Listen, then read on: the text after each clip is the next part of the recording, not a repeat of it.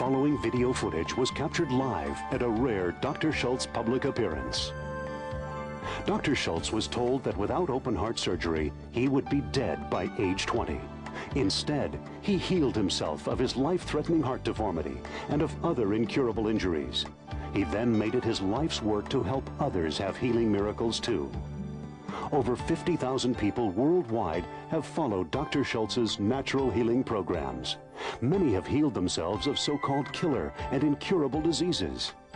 Because his patients dared to heal themselves of cancer, AIDS, diabetes, arthritis, heart disease, Alzheimer's, and other diseases that medicine declares incurable, his clinic was forced to close, and he now lives in hiding. Dr. Schulze is a very dangerous man to doctors and drug companies, but to you, he just might save your life. Thank you.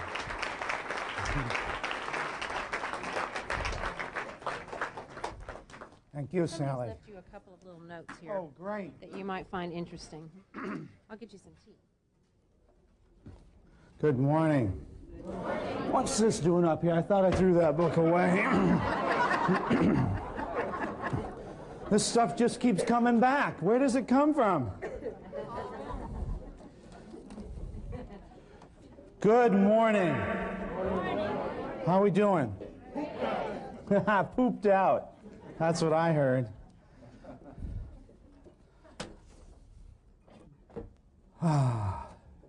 Another good sign. It's always good when people come back after breaks, come back after lunch, but day 2 is the real test. Some of you might have thought last night, I could probably change my flight. I might be able to get home. Or you're going to extend it? Yeah, and I know some of you were thinking, how can we talk Dr. Schulze into another week?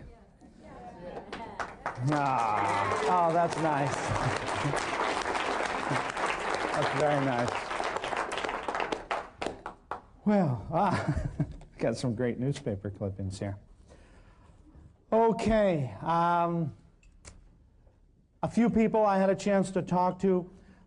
One person said to me, because I talked yesterday about repression and suppression, whether you're doing it with people or whether you're doing it with emotions or whether you're doing it with mucus in your lungs or a fever or whatever it is, I've never seen repression and suppression work. And we also talked about how that was one of the main techniques of medicine. Suppressing an illness that's trying to grow in your body instead of figuring out why you're creating that. You know, I had so many people come to my clinic with cancer, so many, and they were always surprised when it came back. The typical story would be like a woman came in, she had a cancer in this breast, in the left breast, and the doctor would remove the breast and say, you know, Mrs. Jones, we got it all. Don't worry. Now, when a doctor says we got it all, just so you know, that means there's probably less than 1 million cancer cells left in your body. Now, how would you feel if your gardener came to you and said, you know, your front lawn's clean, all the dandelions are gone, there's probably still 1 million dandelion seeds in there, but it's mostly gone. I mean, imagine that. You can't cut out cancer. That's what medicine is proving for us. They're proving natural healing, right? So this person would have their breast cut off, and then 5 years later, oh my God, cancer in this breast. And they would go back to their doctor and say, I have cancer in this breast. And the doctor would say, okay, let's take a look, do a radical, even cut some muscle and lymph nodes out. Mrs. Jones, don't worry now, you're okay. Get it out of your head, both breasts are gone, your cancer's gone. Go out and enjoy yourself. You're fine. 5 years later, Mrs. Jones gets cancer of the uterus or the ovaries. And then they would go back to the doctor, and the doctor would start talking about a total removal of the female organs and a gutting. And then at some point, some of these people would wake up, and they'd walk into my clinic and say, why? Why is this happening to me? And I would say, what did you ever do in the last 15 years to stop growing cancer in your body? And these people would look at me with a blank look on their face. They go, what? I go, what did you do? Tell me the programs you did, because you know how to grow cancer. We know that's Mrs. Jones. She knows how to grow cancer. What did you do to stop growing cancer in your body? And they'd look at me with this blank look on their face, because medicine and science has always led them to believe that we don't know about cancer, what causes cancer, why you get it. You're just an unlucky victim. Remember, we talked about that. Unlucky victim is medicine. Responsibility is natural healing. And these people had gone through 10 to 15, sometimes 20 years of medical care, had half their body hacked off, and still were not taking any responsibility for how they created their cancer in their body or how they created any disease.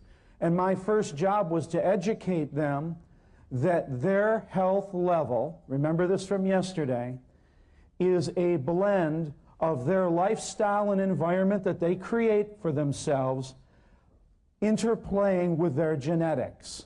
Now, if their genetics is the George Burns genetics, we've already discussed that. Well, you can play on the wild side.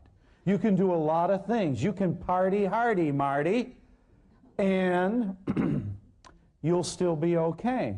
On the other hand, if your genetics are more like a 1 or a 2 on a scale of 1 to 10, you better be having a lot of trips to the health food store. In fact, the FBI should be able to find tire prints from your car every day back and forth to that wheatgrass bar. And the most of us are somewhere in between that. But it was such a shock to me that medicine never educated my patients that they had some control over whether or not they created more cancer. What education is there in cutting off a breast? If you just cut off a breast, none. If you cut off a breast and then talk to that person, there's some education. But I'm going to tell you some stories later, and a lot of stories about breast cancer and some of the things that I did in my clinic to save women's breasts and uteruses and men's prostates and all the areas that can develop cancer. But one thing I saw time and time again is no education. Now, again, someone mentioned this morning, Dr. Schulze, is there ever a case that you can think of where suppression or repression is the way to go? No. I never, ever have thought of a situation where that would be the way to go. It's directly opposite all the foundational principles of natural healing. I've never seen it work. I've always seen it hurt and maim and even kill. A very, very close friend of mine I met out in Malibu when I had my clinic there, a young man, and he became a student of mine and a good friend of mine, and hopefully he'll be here one of these days. He came to the last crusade. And I'll never forget, about 3-4 years ago, his dad developed a fever. 101, not any big fever. Some of us will run a fever like that and not even know it much. But his dad, knowing nothing about natural healing, went to the hospital. In the hospital, they gave him some antibiotics and also some medication to reduce his fever. But instead of reducing it, it went higher. His fever went higher. Why would his fever go higher? That's right. You start to push a fever down and your body's going to want to push it up more. So they gave him more drugs to reduce the fever. And the body said, no, we have to burn up bacteria. In fact, later today I'm going to give you a story of immunology and explain about macrophages and monocytes and interleukin and interferon and the cellular mediated fever response in our body that I talked a little bit about yesterday. So they admitted him in the hospital now. Later on that day they said, well, you better stay here, you're seriously ill. Gave him more antibiotics and more fever-reducing medicines, and his fever got very high. They put him in intensive care that afternoon. By the next morning, he was starting to lose feeling, and his fingers and toes, and by the next afternoon, his fingers and toes had gone black. They were starting to get gangrenous, loss of circulation, blockage. By the next morning, the doctors thought they should amputate his fingers and toes. By the next afternoon, they amputated his fingers and toes, and the next morning he died. 3 days, went to the hospital for a 101-degree fever. This is suppression and repression at its best. You can't go against what the body wants to do. We need to start listening and watching and observing to the body and what it's trying to tell us, instead of letting our ego get out of control and thinking we know how the body works. We don't seem to know much about how anything works, and that's just fine. We just have to be good observers. That's a real key to natural healing. Okay, so I've never seen a situation where suppression or repression worked. I had one rule in my clinic. Nobody goes to the hospital. And I had a second rule in my clinic. Nobody goes to the hospital. Amen. And I had a third rule in my clinic. Nobody goes to the hospital. What did we do 50, 60 years ago? My God, are we that dumb? Are we that stupid? You know, in America, it's insane now how we don't dare make a move without our doctor, our attorney, and the psychic hotline. I mean, how crippled have we made ourselves?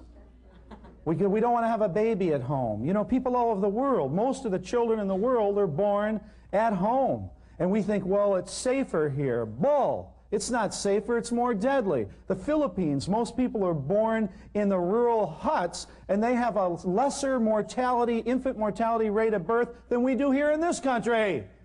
Okay, if you have bought any of these medical statistics, they're an absolute lie.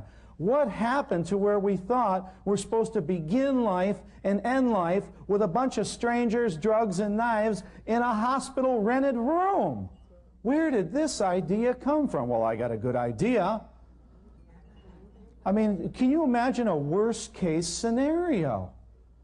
I mean, where we have our children is home, in our futon, laughing and smiling and having a good time about this. And then where do you want to... Whoa. Whoa. Well, then you can talk to Anisha, because that's exactly what she was doing. You can have a talk with her. She was working up to the last hour, and boy, that's a good way to do it. Stay on your feet, don't lie on your back, and she was laughing. I was in much more pain than she was. And that's the way it should be done. Anisha didn't know how to do it any other way because she was born at home, and she's only 33 years old. And her mother had her at home because she's from England. People all over the world aren't running to get me to the hospital. I mean, this is insane. This is, what happens if you don't go? Well, you could die, the baby could die. What a great sales tool. Hi, Mrs. Smith, I'd like to sell you a Toyota. Oh, you don't want a Toyota? Well, if you don't drive a Toyota, you could die. I mean, imagine if people use that to sell other things. Oh, I'd like you to buy my juicer. Oh, you want the other juicer? Well, okay, fine. If you don't mind dying. I mean, this is what is used to sell medicine, fear. And they know that fear is a motivational tool, right? Fear is how we get people, oh, well, I don't want to die, so I guess I'll go to the hospital. That's where they got all of us. It's insane. I study and teach with some of the greatest midwives in the world. And you should hear the beautiful stories. And they never, ever have problems and send babies to the hospital. It's crazy. And what it's all about is responsibility. We have chosen now to give our responsibility to doctors. We don't want the responsibility of our births anymore. We don't want the responsibility of our deaths anymore. So we gave that to doctors, and we're paying handsomely for giving it to them. Now, life is a fatal disease, as far as I'm aware, okay? The end result for all of our physical bodies is death. We're born, and then our physical body ages, and then it dies. Medicine has caused us to be afraid about the beginning, the end, and everything in between. And we are here to celebrate the beginning, the end, and everything in between. This is crazy. Birthing should be a celebration, a party. Now, as a parent, I had to make some decisions. What happens if something goes wrong when I had my son? I started thinking about that. What would we do? Well, we're only 6 blocks from a hospital. We could always run there. I tried that one out. Dr. Schulze said, "You got to be kidding me." And I thought, well, wait a minute. I am risking the life of my son. Life is a risk. Let's get used to it. Yes, I'm risking the life of my son. No, the minute I decided and Anisha decided to have a son, we were risking. You're risking the minute you walk in this door. You're risking the minute you get in your car. You're risking when you take the next breath. And if you don't want to take the next breath, you won't have any risk. Do you know what I'm saying? Life is a risk. And I had to look at it. And I finally came to the decision, and Anisha came to the decision, that we could live with a birth trauma, and we could live with my son or daughter, since we didn't know what was coming out, and Anisha and me dying. We could live with all of that.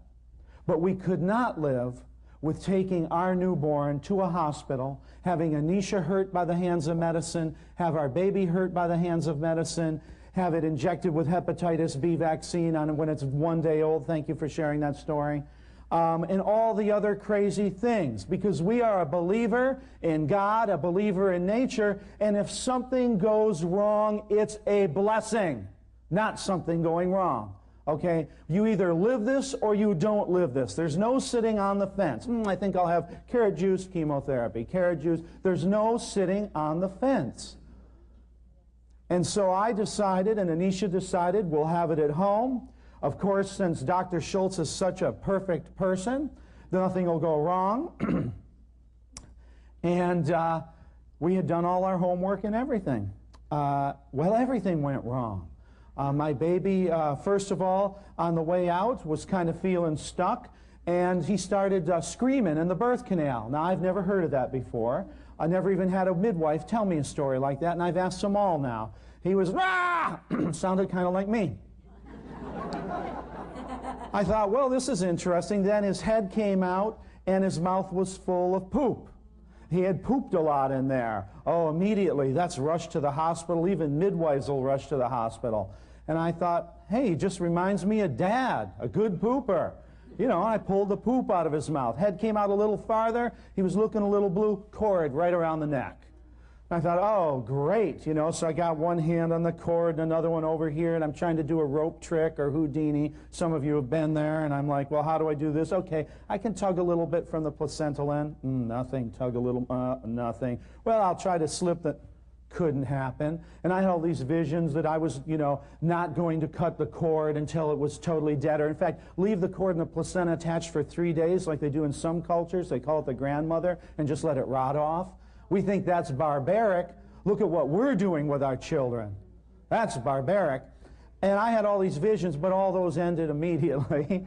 And I couldn't get him out. He was stuck. Birth canal. Anisha was having great contractions. And what a wonderful thing. Think of the massage you get when you're coming into life. Most people look at those contractions and say, oh my God, it's going to hurt the baby. I'll take a massage like that and I'll give my whole net worth for it. Right now. Moving that lymph fluid and that circulation. All these things aren't things to be afraid of. They're blessings. They're blessed events. It's the way it's supposed to be. Finally got my son out and everything was fine. And the point is don't panic. My favorite midwife says to me, the baby will come out of the oven when it's done. You know, I've had people with their water broke and the baby's still in there 3-4 days later. You know, all the nightmares of medicine aren't nightmares. What they want to do in the hospital is just give you a C-section, put a zipper on. I ran into a woman not that long ago at a party, and I said, "Oh, when are you due?" And she said, "Next Tuesday afternoon." And I said, "Now that's pretty self-assured." And she goes, "No, no, no." She goes, "I made an appointment." She goes, "That's what we all do now." She goes, "We just make appointments in LA." She goes, I can't be sitting around for 3 or 4 days waiting for the time to be right. So you make an appointment with your OBGYN, you go in, and boom, you have a baby. That's the way it's done now. Come on, you look like a bunch of uncivilized people. This is a modern times. This is the way it's done. I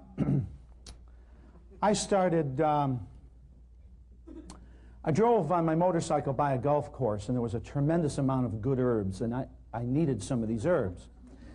And so I went down and I asked if I could forage a little. It was owned by Japanese, and it was organic. They didn't put anything on these herbs. And I said, "Can I wildcraft in the fields a little bit?" And they said, "Absolutely not." Then I saw the stuff, and I said, "Well, can I golf?" And they said, "Well, you know, do you have clubs?" I said, "No." So I rented all the equipment, and I went out to golf. And it was embarrassing because they watch on the first hole, and after about 50 swings, I was kind of like... Finally got off the first hole where they couldn't see me, and I loaded my golf bag with herbs. Well, I've been doing that for a while now. And I can hit that sucker. I can hit it. I'm getting pretty good. My handicap's about 28, but it's going down by one notch a year. And I golf with a group of doctors, and they don't know what I do. And I thought, well, I can use this to gather herbs and get information from them that I can use against them at a later time. So one of the foursomes that I golf with is a group of OBGYNs, obstetricians, gynecologists. And this is how our golf game usually goes. On the first or second hole, their phones ring. Everybody's phones ring, and they pick it up. And this is the conversation I hear, usually, when they pick up their phone. "Nope, just got off. We're on the second hole." "Nope, can't do it." "Look, I don't care if you have to tie your legs together. I'm not coming in now. We just got off. It took me 2 weeks to get this tea time. I'll be at the hospital later this afternoon." When? I don't know, when we get done. About the 16th, 17th hole, they all pick up their phones, call in. They go, "Okay, she ready?" "She's not dilated yet." "What, 4 centimeters? We need 10 centimeters. "Look, we need 10 centimeters. In about 45 minutes, I'll be there." "Well, I don't care. I got a dinner at 7 o'clock. Hit her with Pitt. But I want 10 centimeters when I get there." So they're timing the dilation of your uterus from the golf course. In case you weren't aware, in case you wondered, you thought when your doctor wasn't in your room that he was in another room? Not on Wednesday, I'll tell you that. I know where all the OBGYNs are on Wednesday. And they have told me that they hate delivering kids. They hate it. They said when that centimeter gets to 10, when that cervix dilates to 10 centimeters, all they're thinking about is how they get sued if something goes wrong. They're so afraid of the lawsuits, and they've all had them. So I'm not totally picking on the doctors. They're just part of the system. But in the 60s, we had a saying, you're part of the problem or you're part of the solution, but there's nothing in the middle. So any doctors watching this, I highly suggest you quit and get on this bandwagon, because after the year 2000, the next millennium, we are in a whole new cycle here, and you don't want to be on the wrong side. You want to come on the Crusade side.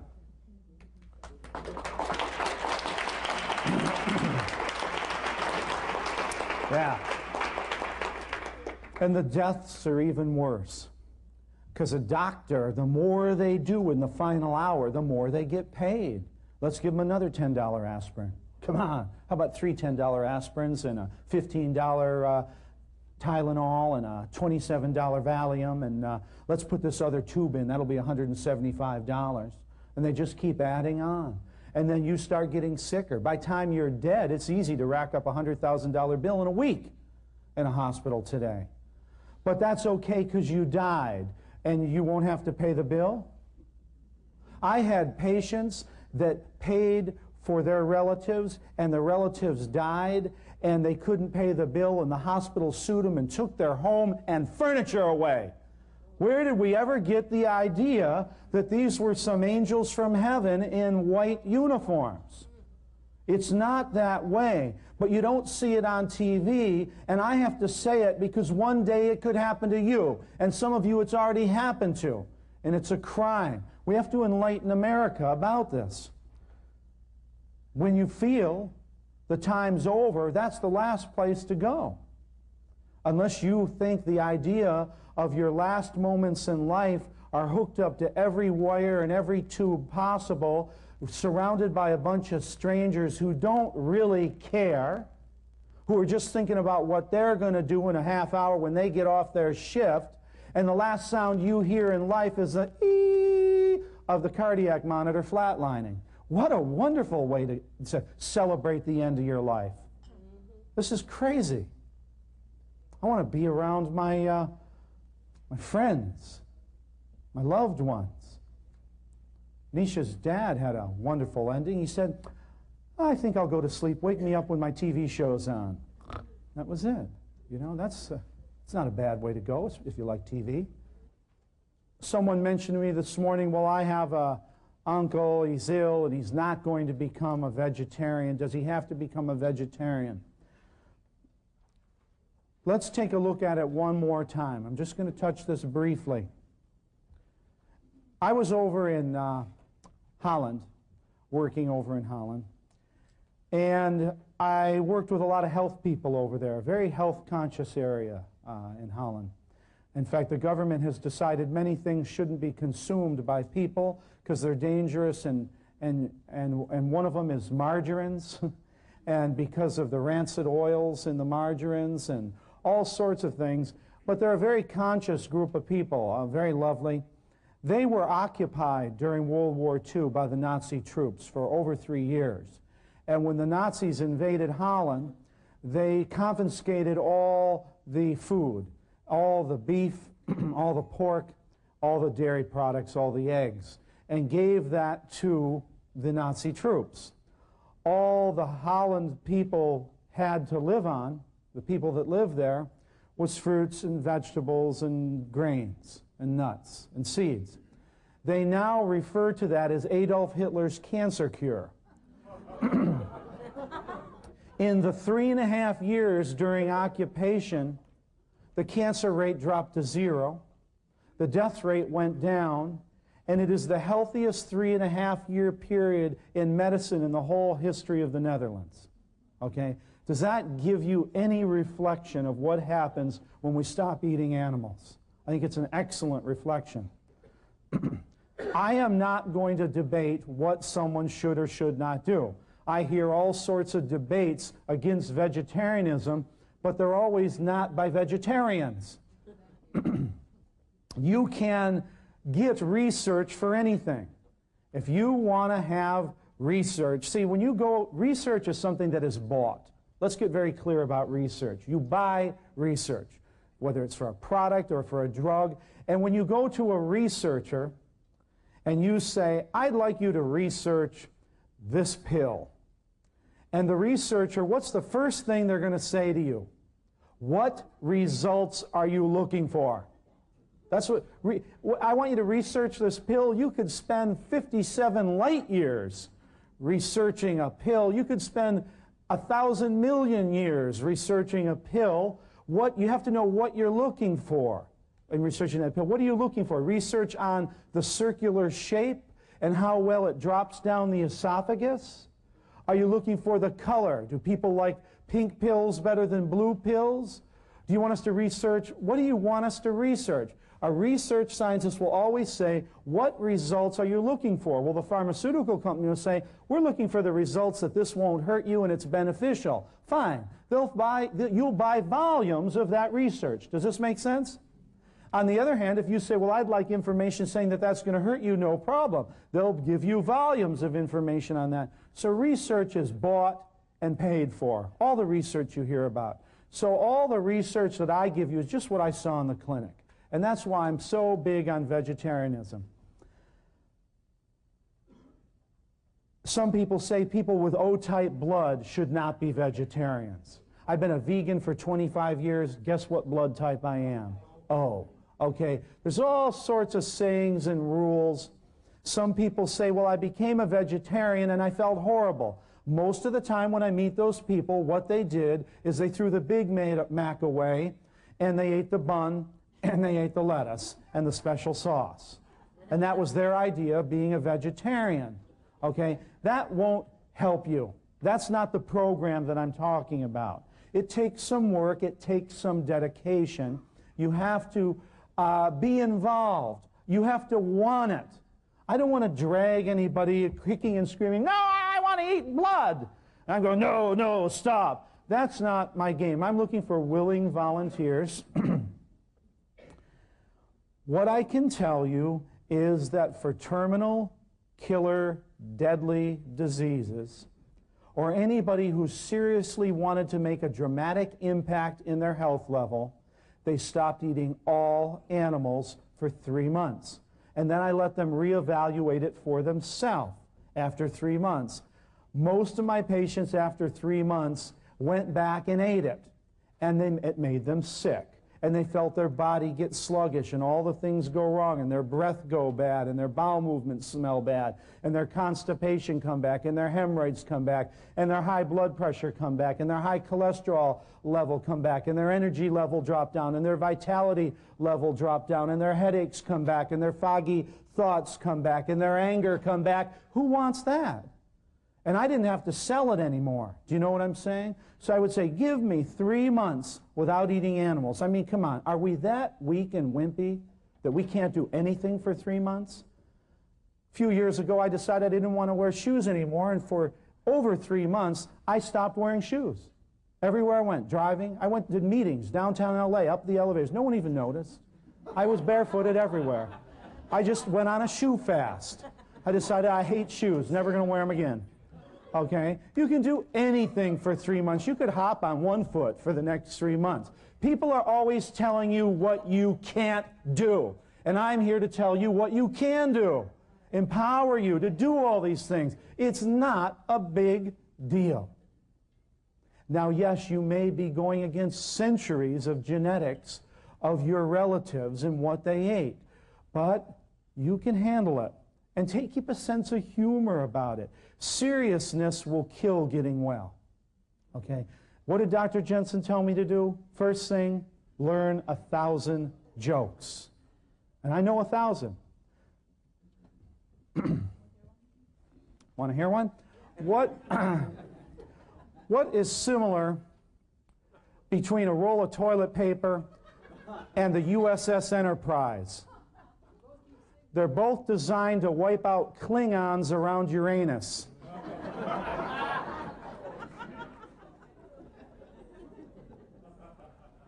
Oh, I got 1 billion of them. I didn't stop at 1,000.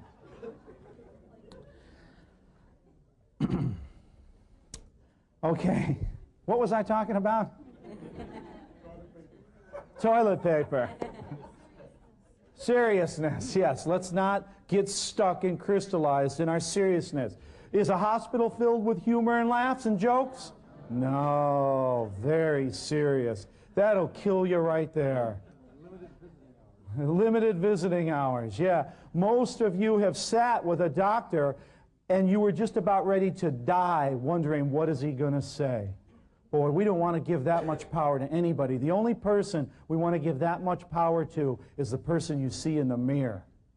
The person you see in the mirror. That's the one you want to empower. So I'm not going to drag on about vegetarianism. It's something to experiment with, to try.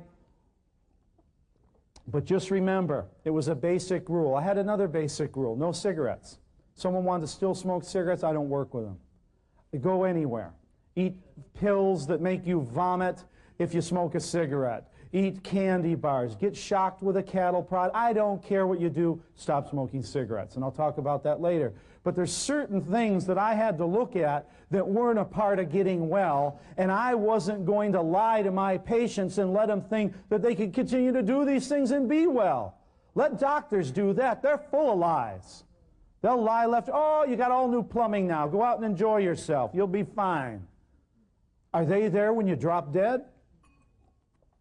Well, if your relatives ship you there. Okay, another thing that I'd like to talk about, kind of where we left off yesterday, is juice fasting. I would like to talk a little bit more about that. Some of the rules, regulations, things that'll happen.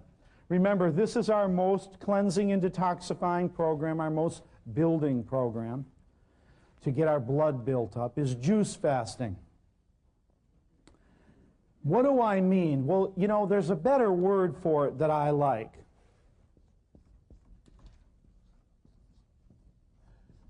Fasting to me, it sounds like deprivation, and I don't want to be deprived of anything. So I like the word flush. So I would get my patients to think of it as a flush. As you're drinking a glass in, it's replacing fluids in your body and flushing them out. It's an oil change. That's another way to think of a juice flush, is an oil change. Or an exchange of fluids. Flushing out your whole body. You can do just about anything with juices. Some of the greatest natural healers just used juices to heal their people. How much? My general rule is a minimum of 128 ounces per day of juice, water, and herb tea. And for those of you that don't know, that's a gallon. A minimum of a gallon a day. Any colon specialist will tell you that in order just for your bowel to work normally and eliminate fecal matter on a regular basis, you must consume 64 ounces of liquid a day. Just for normal colonic function. One of the #1 reasons for constipation is dehydration. How many of you have woke up in the morning, had a little sip of something, the next thing you know, it's 5 o'clock in the afternoon and you've drank nothing? I have done that. You can imagine I might get intense in something and forget what's going on? Yes. I've done that. I guess none of you have. Didn't see any hands. Sure, we can lose our... Yes? Good question, and the question was, suppose you're diabetic. We're going to talk about that. So a minimum of 128 ounces per day of liquid, not juice, liquid. And that liquid can be juice, water, herb tea. I always suggest on a flush to have your juices be 50-50, juice and water. Juice is very concentrated medicine. Very concentrated medicine. It is not natural. If we're going to the essence of natural would be an orange, a whole orange, seeds, rind, and an orange.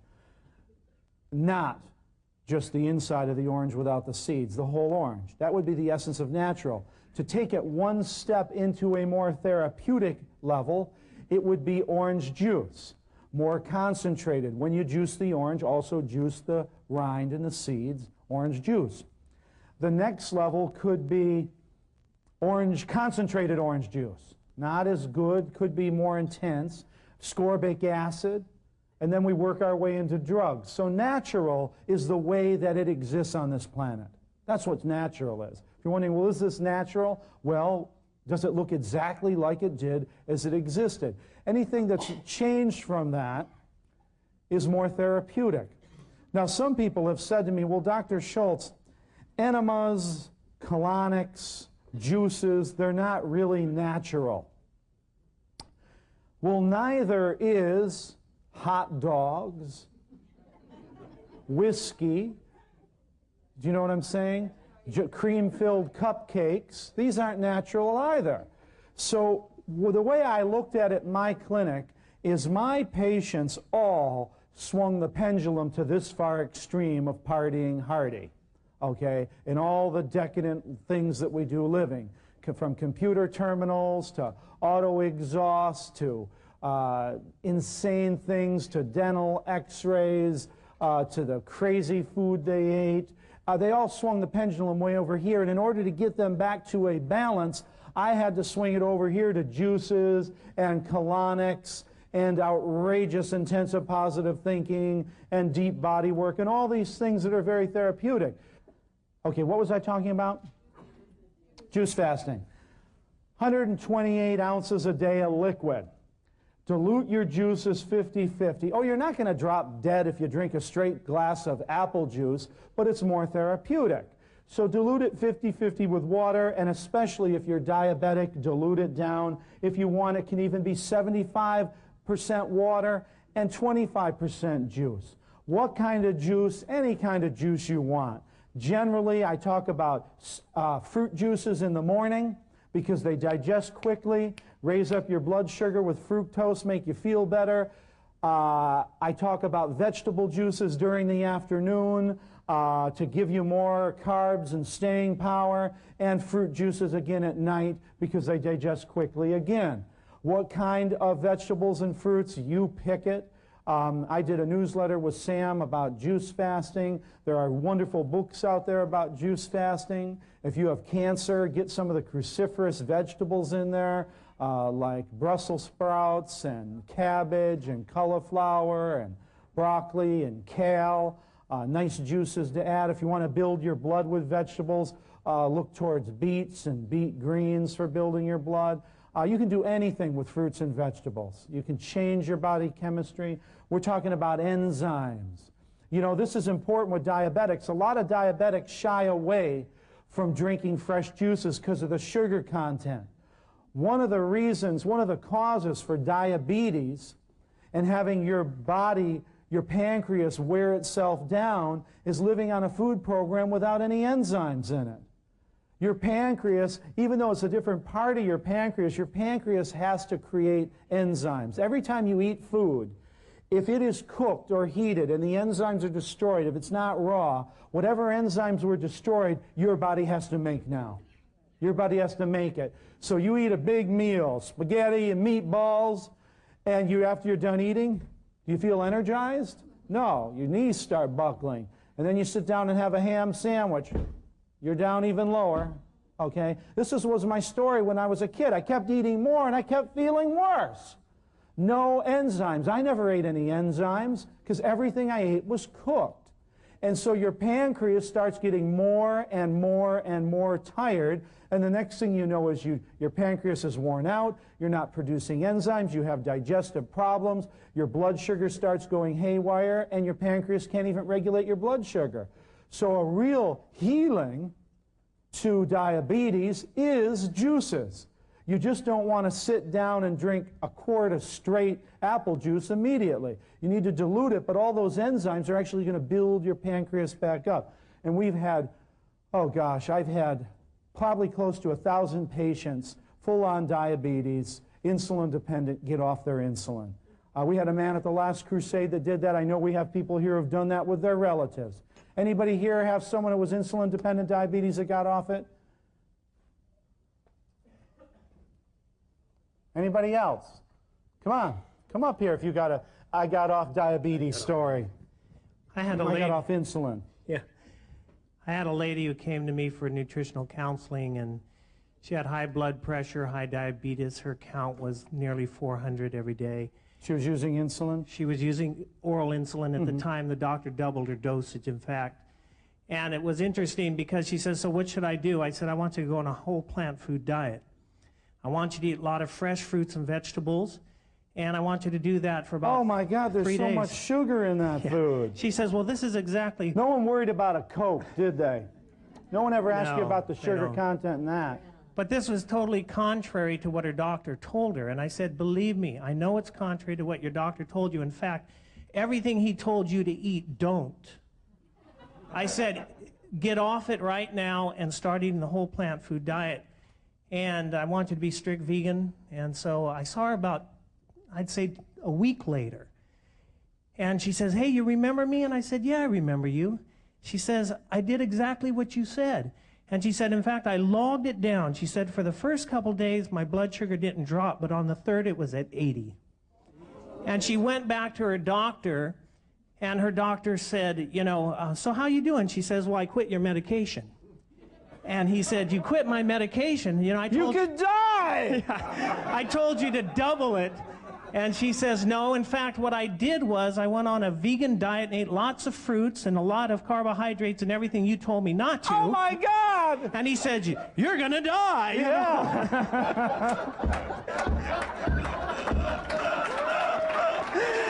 Oh.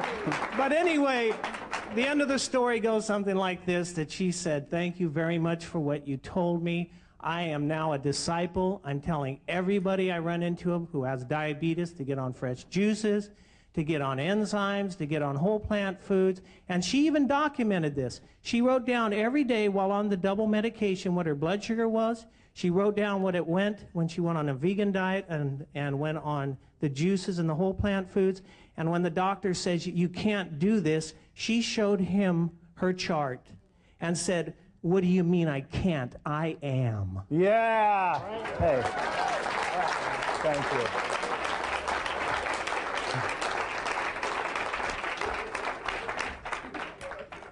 Come on, another diabetes story, because doctors got us convinced there's no cure for diabetes, is there? It's incurable. That's the official statement from the American Medical Association. It's incurable. Come on up here, Alan Woods from Mount Airy, North Carolina. All right. Hometown of Andy Griffith. Yeah. I've had some interesting experiences with treating people with diabetes. One of the latest ones was from Dr. Schulze's tapes, the Incurables program. I have a friend, he's been diabetic for many years, and one day he told me, he says, Alan, he says... Did he take insulin? He took the pills. Yeah, pills. His sugar was quite often up over 400, and I told him, I said, well, first thing you got to do is cut out all your cooked foods and go totally raw. Well, he wouldn't go totally raw, so I said, well, try 80% raw.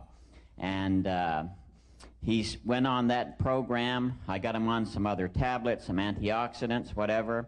But his sugar dropped from 400 down, and it's consistently under, between 95 and 135. And he told me one day, he says, you know, he says, I got this sore on the bottom of my foot. He says, I've had it for over 5 months, 1 inch in diameter. It's a diabetic ulcer and on the ball of his foot. And he was a busy man. He had a coffee route, rubber stamp route, was on his feet all the time, all day long. And he said, doctor's been treating it for 5 months, it won't heal, and he's talking amputation. I said, Bob, I said, don't you dare let him touch your foot. I said, I'm going to tell you something to do. I just got it off the Incurables program. I said, and we're going to try something here if you want to try it. He says, I'll try anything. So I told him, I said, I want you to get a bucket of hot water as hot as you can stand it.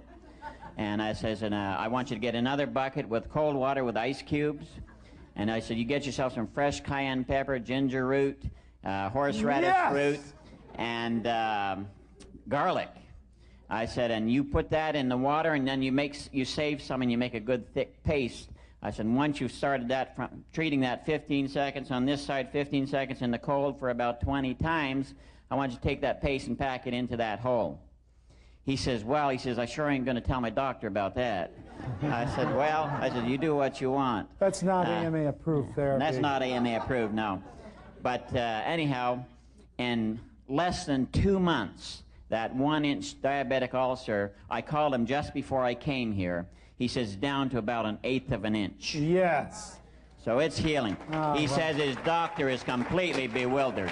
Yeah. It's a miracle. It's a miracle. It's great. Yeah. And I thank you very much for that. Thank you. you. It's really great. Thank you very much. This is the power of putting the whole program together.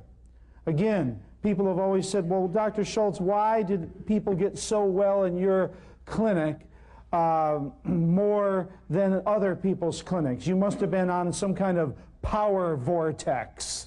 I don't think so. It was in Hollywood.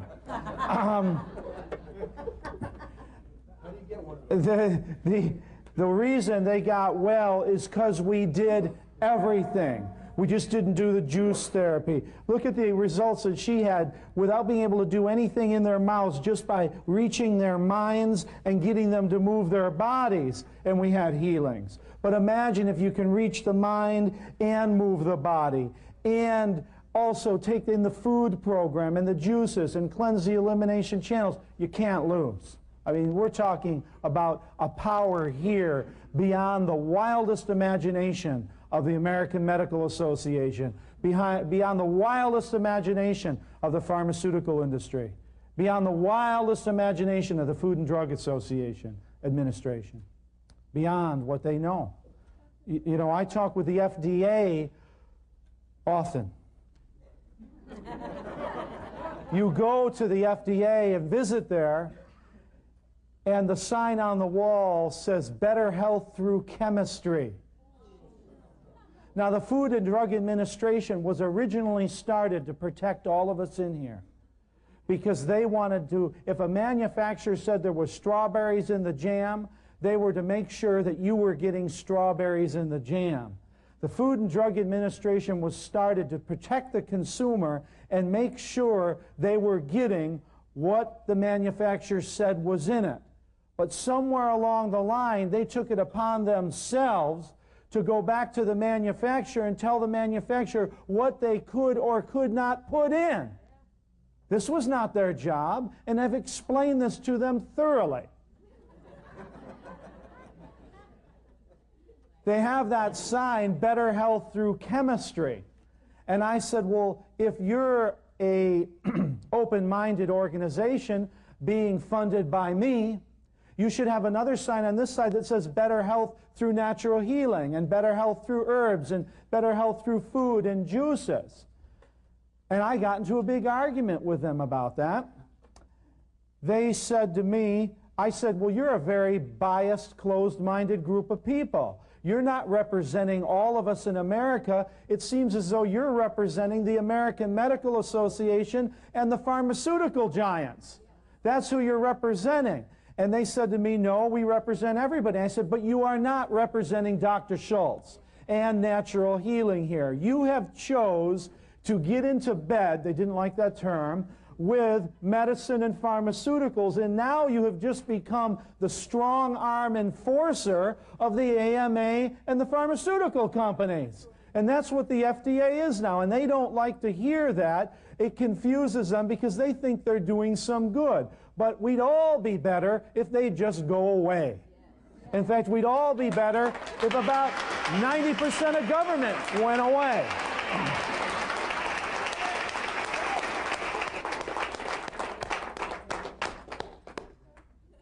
Well, I got on the political soapbox for a minute, but you can imagine I have a little energy with the FDA right now.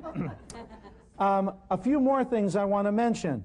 Sugar reduction. I've had over 1,000 patients that were insulin-dependent diabetics that got all off their insulin. We had a man at the last Crusade, and you can read about his letter in the Sam Beiser newsletters.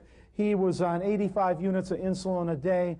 He followed the Incurables program for a month, then got on the juices in 3 months, went down to 0 units of insulin. He had tried for years with his doctor to get off insulin and couldn't. He went down to 0 units of insulin, took none in 3 months, lost 25 pounds, and says he felt better than he has in 50 years, and he's wearing the jeans, the same jeans that he wore when he was 25 years old.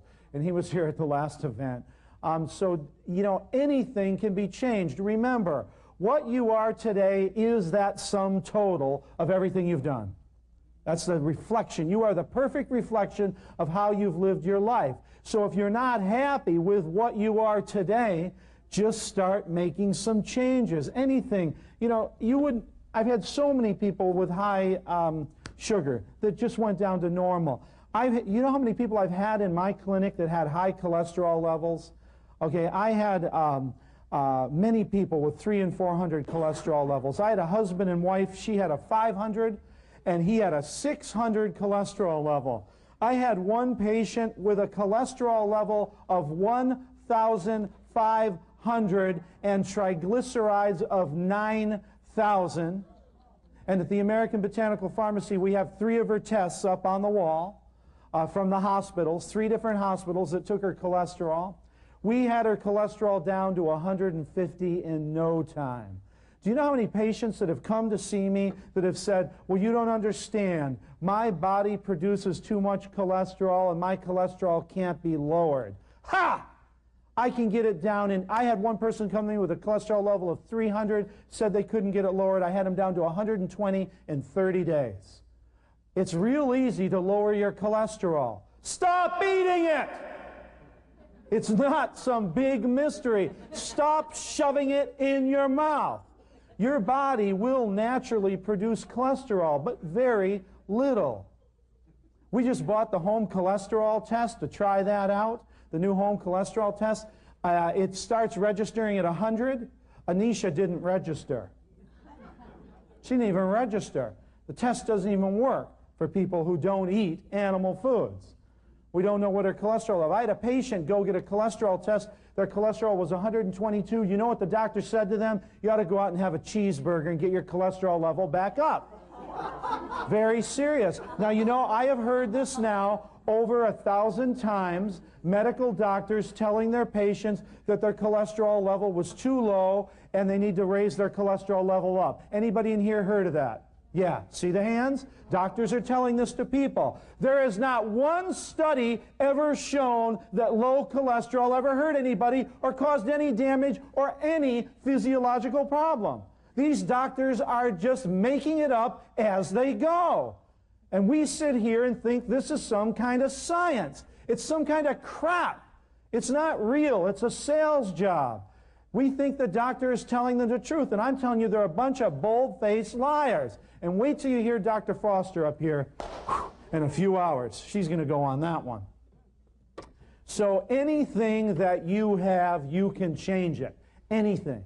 I don't care what the doctor says. I don't care if they say it's hereditary. What they mean is you can't change it if you are the average American. That's right. Whew, thank you. I was afraid you weren't going to answer that one. Okay. I would like to mention a few more things about juicing. One is, you will feel a few things when you juice fast. I've done some lengthy juice fasts, so I thought I'd tell you a little bit about what you might expect when you do your juice fast. Of course, the first worry is, oh my God, I'm going to run out of energy, I'm going to fall down, I'm going to die, I'm going to get weak and pasty, and if a strong wind comes by, it's going to blow me in the gutter. I assure you that won't happen. Here's a couple rules I've found with juice fasting. One is, don't make any rules. Don't go, okay, I'm going to juice fast for 147 days.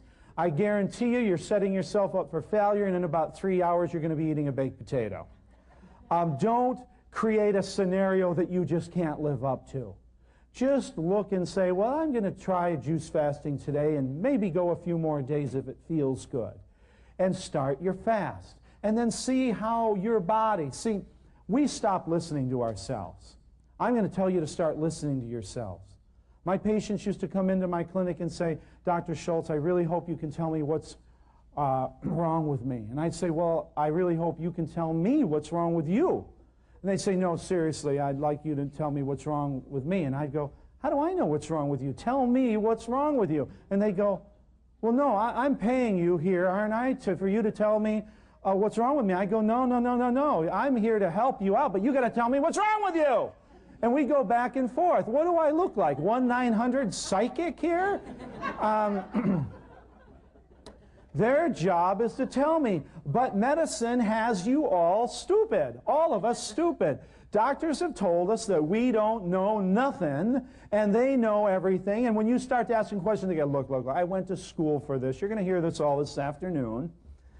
And we got us to a point where we're stupid. What do we know? We don't know anatomy, physiology, biochemistry. We're dumb, we're stupid. We don't know anything. We have turned off that inner voice. We cannot hear the voice of God. We've turned off our inner voice. And if we hear it, we think we're schizophrenic.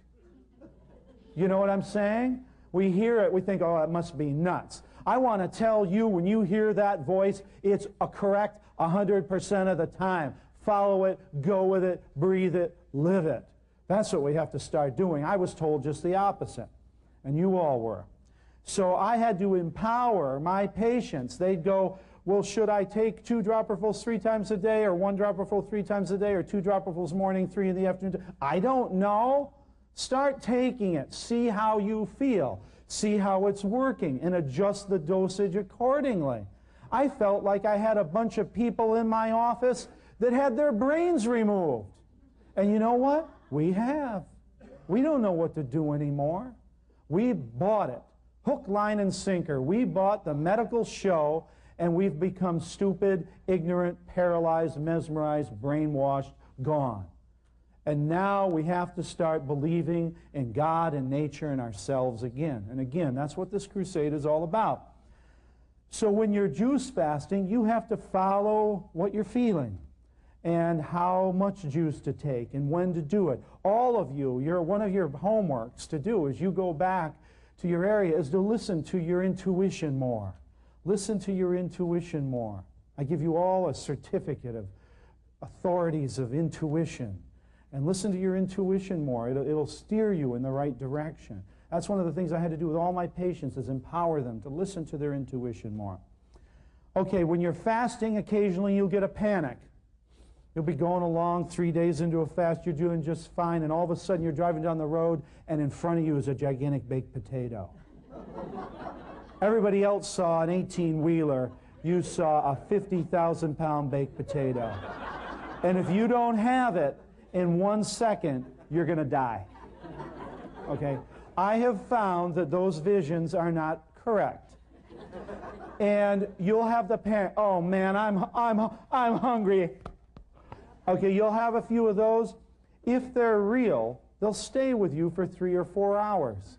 Most of the time, have a glass of juice, have a glass of water, have a glass of herb tea, and all of a sudden that baked potato turns right back into an 18-wheeler. They're not real. One of the biggest problems people get into on a flush or a fast is they don't drink enough. Another good word for this program would be drowning. If you're hungry, drink another glass of juice. In 10 minutes, 15 minutes, if you're still hungry, drink another glass of juice. And 10 minutes later, you're still hungry, drink another glass of juice. And a half hour later, if you're still hungry, drink another glass of juice. You know what? After a while, you're not going to be hungry anymore, right? Just keep drowning yourself with liquids, flushing yourself with liquids. That's the way you fix it. If it's real, it'll stay with you all day and all night, and that's the time to end your fast. Most of the time you'll find it's not real. The other thing that'll happen is you'll be going along, and all of a sudden you'll feel, oh, I want to just sit down.